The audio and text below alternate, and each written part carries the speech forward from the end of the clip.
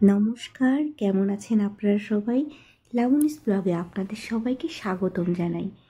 তো আজকে অনেক দিন পর আমি একটা ব্লগ শুরু করলাম। সকালবেলা ঘুম থেকে উঠে গেছি, অনেকক্ষণই হয়েছে।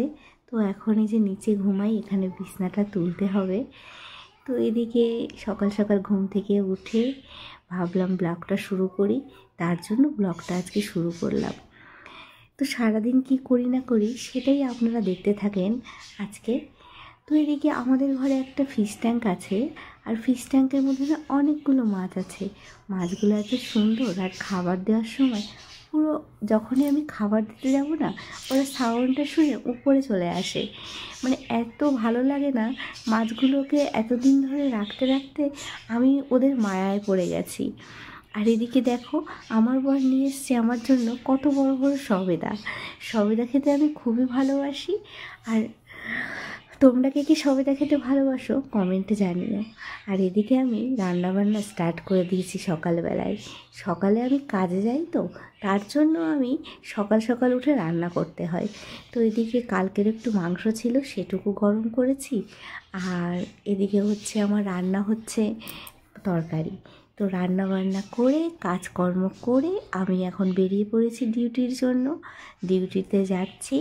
তো আমার রোজকার ডিউটি এটাই, সকালে উঠে কাজকর্ম সেরে ডিউটি যাওয়া। এদিকে ডিউটি যাচ্ছি, এখন বাসে উঠে পড়েছি। বাসটা আজকে ছিল শনিবার, তার জন্য পুরো ফাঁকা। অন্য দিনগুলোতে খুব ভিড় থাকে, বসার জায়গা পাই না, খুব ঠেলাঠেলি করে যেতে হয়।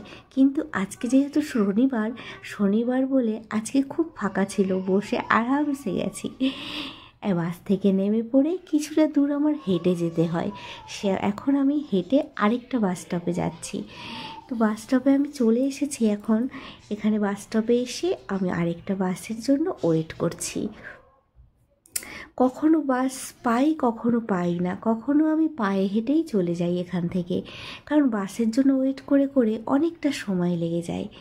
তো বাস চলে এসেছিলো, আমি বাসে উঠে আর ভিডিও ক্লিপ নিইনি। বাসে এসে আমি এখন পার্লারে চলে এসেছি। এই যে আমাদের পার্লারে দেখছেন যে মহিলাকে, উনি হচ্ছে আন্টি। উনি আমাদের পার্লারে পরিষ্কার করে, উনি খুব ভালো মানুষ। তো আমি চলে এসেছি, আমাকে প্রতিদিন আসার পরে গুড মর্নিং বলে। আমি এসে এখন উপরে নিজের রুমে যাচ্ছি। আমাদের পার্লারে সবার জন্য একটা করে নিজের রুম আছে, যেখানে আমরা কাস্টমার অ্যাটেন্ড করি, মানে ফেসিয়াল রুমে কাস্টমার নিয়ে গিয়ে ওখানে ফেসিয়াল করা হয়। তো এখানে এটা হচ্ছে আমার রুম। তো আমি রুমে চলে এসেছি। এখন সকালবেলা এসে কিছু কাজকর্ম থাকে ক্লিনিংয়ের, সেগুলো টুকটাক নিজের রুমটা নিজেরই একটু করতে হয়। তো নিজের রুমটা নিজে এখন একটু পরিষ্কার করব। এই চলে এসেছি। খুব রোদ ছিল, তো গরম লেগে গেছে প্রচুর, কি বলবো আর। তো এখন এই যে ইউনিফর্ম পরে নিয়েছি, পার্লার ড্রেস পরে কমপ্লিট আমার কাজকর্ম সব। এখন সবাই এক এক করে আসবে। ওই যে আরেকজন চলে এসেছে। তো এদিকে আমাদের পার্লারটা একটু আপনাদের দেখাই। এদিকে হচ্ছে পেডিকিউর সেকশান, এখানে পেডিকিউর করা হয়। পার্লারটা অনেকটাই বড়। এটা হচ্ছে আমাদের কিচেন রুম, এটা হচ্ছে থ্রেডিং রুম। সবাই মোটামুটি চলে এসেছে কাজকর্ম সেরে। আমরা এখন সব বসে আছি আইব্রো রুমে। তো এটা আইব্রো রুম, এই রুমে আমরা বসেছিলাম। কাজকর্ম সেরে রাত হয়ে গেছে অনেক, 7:30টায় আমার ছুটি হয়। তো ছুটির সময় আমি চললাম বাড়িতে, আবার হেঁটে বাস স্টপে যেতে হয়। তো এখন আমি বাড়ি যাচ্ছি। রাত্রিবেলায় যে বাসে বসে আছি, বাসে না সেই শনিবার তো ভিড় ছিল না একটু, রাত্রেও চলে এসেছি বাড়ি এসে বসে আছি, রেস্ট নিচ্ছি একটু।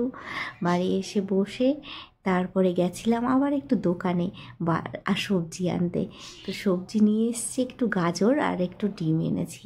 তো আমি এখন ফ্রাই করব ভাত, ডিম দিয়ে গাজর বিনস দিয়ে ভাত ফ্রাই করব।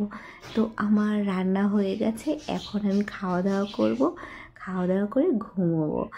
তো তোমাদের ব্লগটা কেমন লাগলো আমাকে অবশ্যই কমেন্ট করে জানাবে। যদি ভালো লাগে পরবর্তীতে আমি আরও ব্লগ বানাবো। সবাই ভালো থাকবেন।